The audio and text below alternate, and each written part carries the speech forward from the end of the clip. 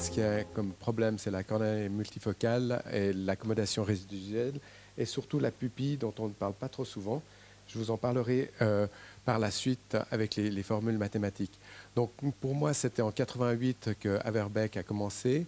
Ensuite, on a en 95 et 97, si j'espère que vous comprenez les dates, qui est le presbylésique centré, en 98, 2003 décentré, 2003-2005 un presbylésique guidé par l'aberration, 2005-2007 le programme de Charlie Guénassia, et puis ensuite on continue dans les systèmes, comme l'a dit Alain. Voilà pour l'historique.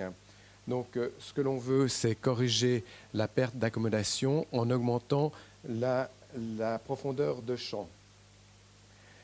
La classification des presbylasiques par Beauchelon, ben, vous voyez tous les par où on est passé par les ablations.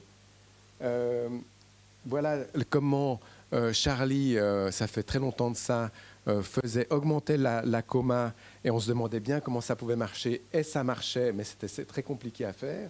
Donc, quand j'étais à Refractive News à ce moment-là, j'ai vu ça et je comprenais rien du tout au problème. Voilà pour moi l'ablation de Telandro avec son pack, on en a déjà parlé. Voilà le bouton que Alain a parfaitement discuté. Et puis, on en arrive à cette aspéricité comme ceci. Et le problème, comme tu l'as parfaitement bien soulevé, c'est que suivant quelle machine on a, on est complètement coincé. Donc on devrait avoir une douzaine de machines, mais le problème des autres, c'est qu'on peut difficilement les bidouiller. Je m'explique. Sur le Wavelight, on peut transformer le facteur Q et on a la possibilité de réfléchir.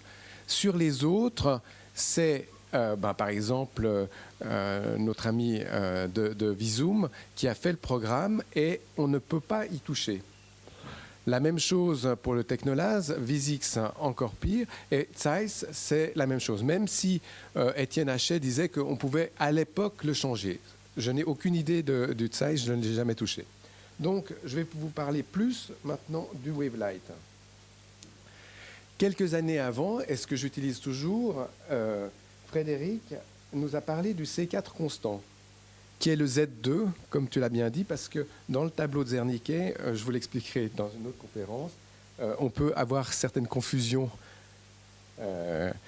Et voilà ce qu'on utilise, donc la réfraction, le PAC, le KRD, l'excentricité et le Q à 25 degrés au départ, le Q final, le C4 et le C12.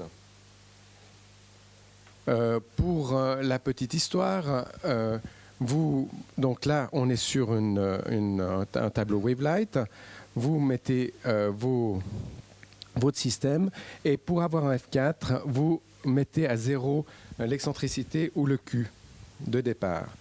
Ensuite, vous avez ce tableau qui vous arrive et c'est de là que vous avez le C4 qui doit être constant, que vous faites varier avec la cible en mettant un Q à -1 ou le Q que vous choisissez à 0,6. Donc, c'est extrêmement flexible et vous pouvez jouer avec ces différents chiffres pour arriver à la sphéricité que vous voulez.